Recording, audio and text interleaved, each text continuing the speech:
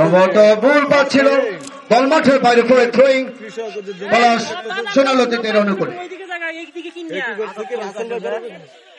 রাসেল ভাই ধানের মধ্যে মারতে গেছে রাসেল ভাই দিছে এখানে কামড়, ওই অবস্থায় উঠারে মাইরা তারপরে দিন নিয়ে হসপিটালে। নাজমুল 4 নম্বর জার্সি খেলছে, নাজমুল থেকে জাকিরের পাকে নাসের, না রাসেলের হাতে সম্ভবত ফাউল ধাক্কা, এটি সম্ভবত না হওয়ার কারণে পলাশ সোনালতির অনুকূলে খেলার পরিবর্তন।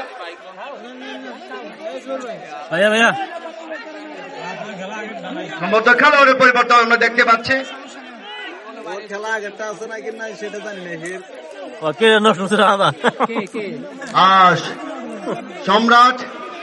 সম্রাটের পরিবর্তন নামছেন নির্বাহী কমিটি অন্য সদস্য মাকসুদুল আনসার। দেখা যাক, শৌখিন খেলোয়াড় 15 নম্বর জার্সি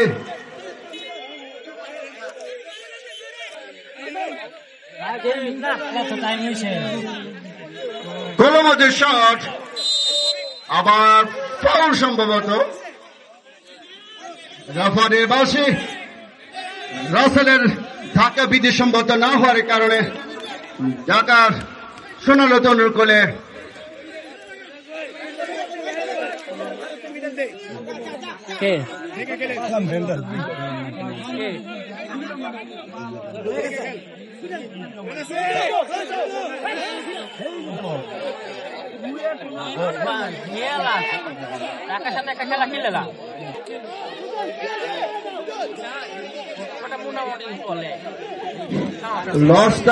অতিরিক্ত সময় 2 মিনিট খেলা চলছে, অতিরিক্ত সময় 2 মিনিট খেলা চলছে।